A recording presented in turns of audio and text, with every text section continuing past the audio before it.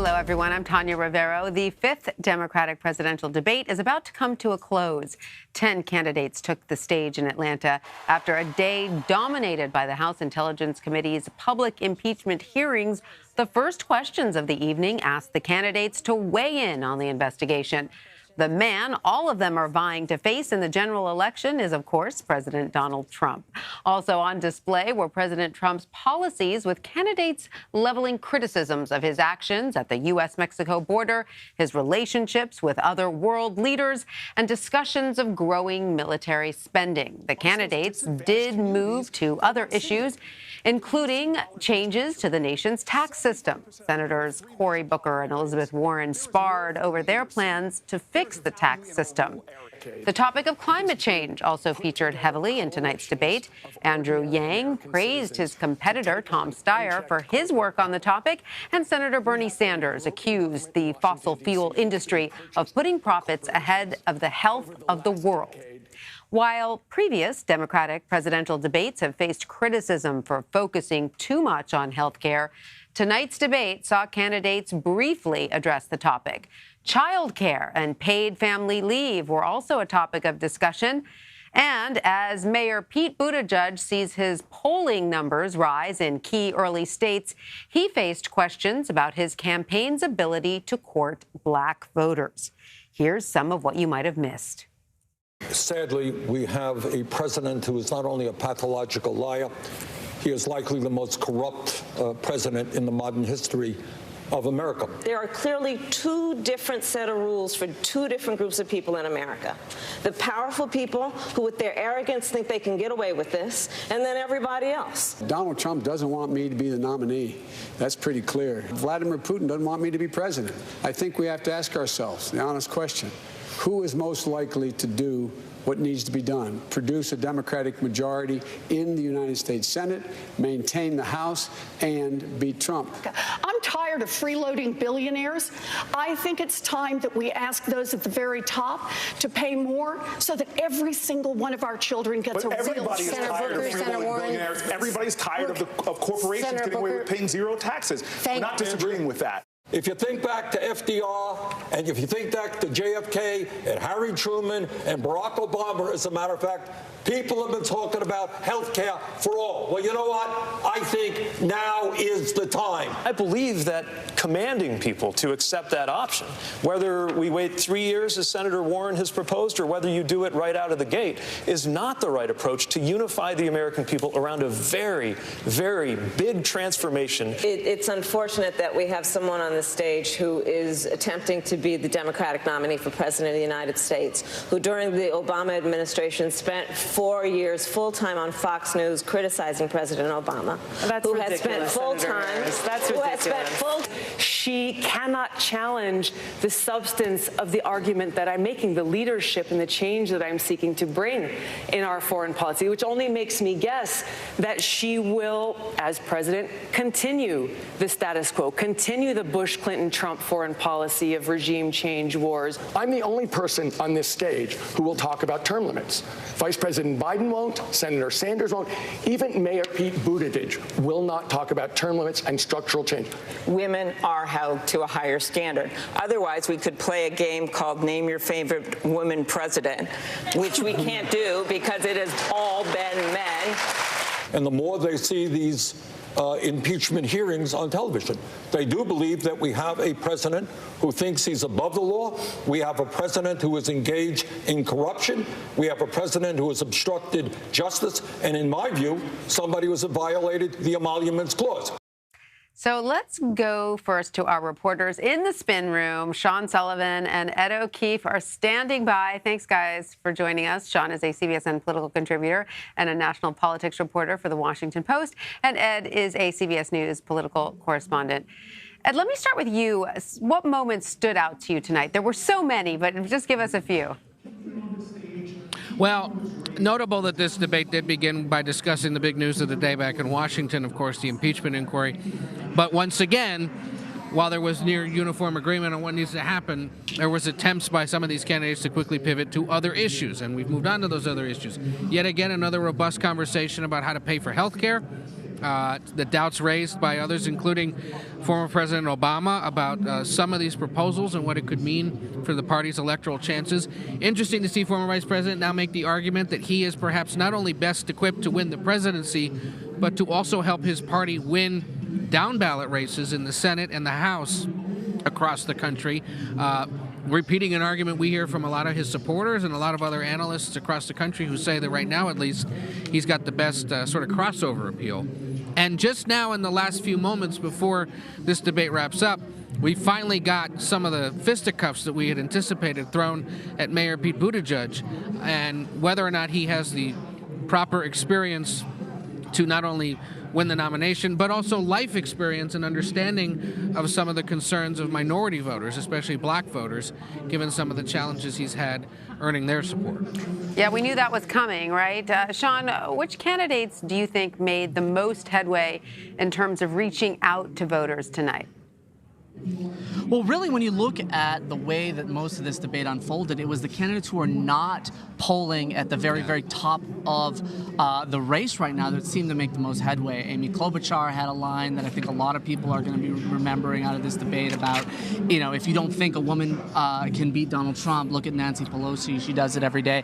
You've seen Senator Cory Booker at times assert himself in this debate. He seemed to be comparing himself or trying to compare himself favorably to another mayor, Mayor Pete Buttigieg. You know, Booker's a senator, but he often brought up his record as mayor of Newark, which I thought was an interesting maneuver for him. So, you know, a lot of the focus coming into this debate was on Warren, on Buttigieg, the candidates polling at the top of this race right now. But coming out of this, the focus could be at the candidates who are trying to get to the top rather than the ones who are actually sitting there right now. And part of that could be a do-no-harm strategy by those at the top. If the airtime stats come out at the end of this, I have a feeling Sanders, Warren, and Biden especially are going to have far less airtime than the rest of these candidates. And their argument probably being, look, you're in the lead. Don't do or say anything that could jeopardize that. And for the most part tonight, Biden, Sanders, and Warren at least have done that. Buttigieg obviously had to defend himself a little bit more, especially now just in the last few minutes. And we'll see whether or not it has any bearing on his standing in the coming weeks. We certainly got to a wider variety of issues, though, in this debate than in previous ones. I think a lot of women were heartened to hear that, you know, reproductive rights were mentioned, you know, family leave was mentioned. You know, I don't think in previous debates we'd gotten into that as much as we had this time around. Sean, do you think they got they got a lot of applause from this audience? This is the topic that, you know, these are topics that Democrats want to hear about.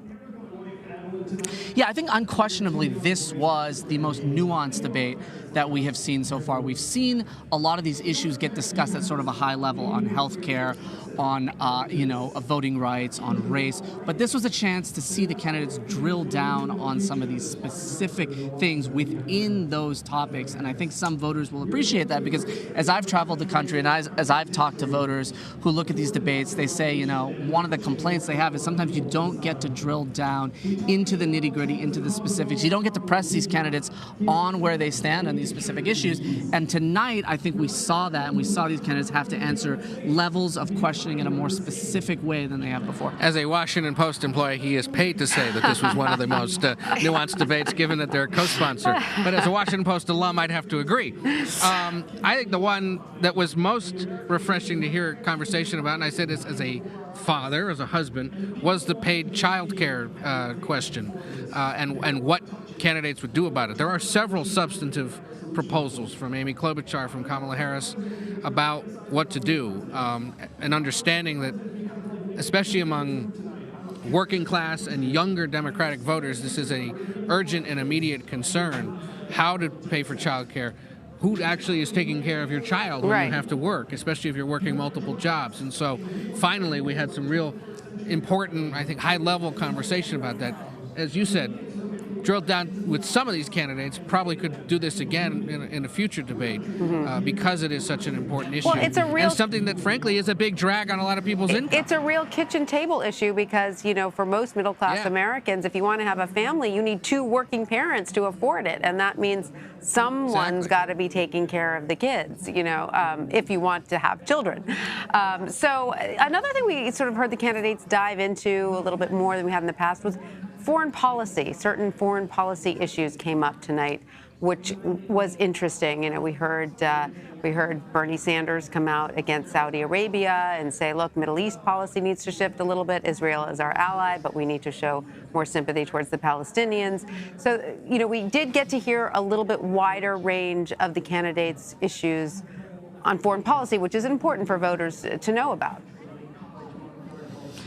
Yeah, we really did, and we heard about their positions on Russia, we heard about their positions on China, but Saudi Arabia really did stand out. The way that these candidates talked about taking a hard line against Saudi Arabia, the way that they criticized President Trump's handling of the relationship with Saudi Arabia is something notable. It's not something we've seen in previous cycles from Democratic candidates talking about this relationship. So I think what this debate shows is that regardless of which Democrat is the nominee of this party, you're going to start to hear some pretty different things when it comes to foreign policy. You're going to start to hear alliances that haven't been questioned in a very long time start to get questioned more. You're going to start to hear, you know, things that are beyond just criticizing the way Trump has handled things, but also questioning the way the Democratic Party has handled things.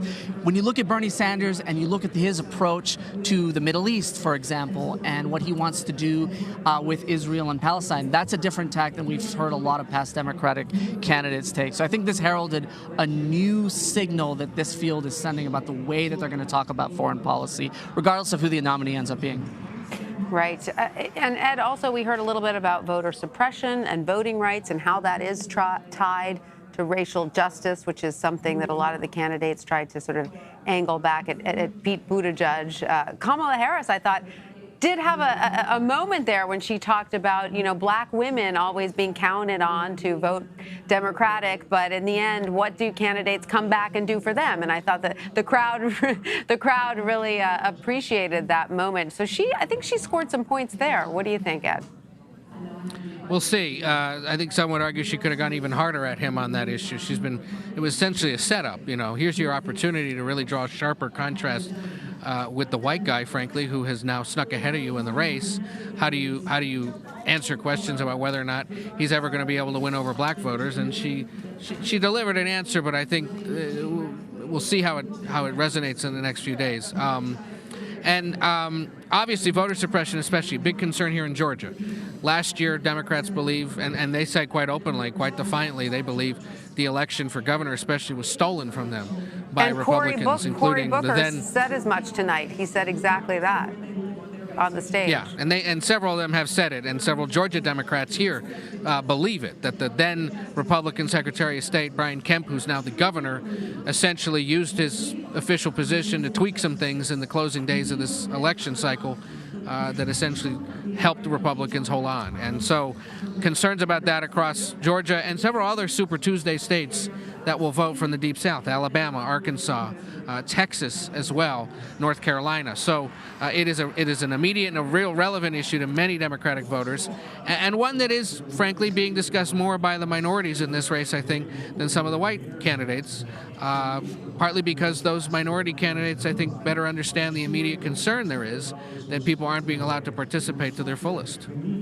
How did Andrew Yang do, Sean? Did he score points to your mind?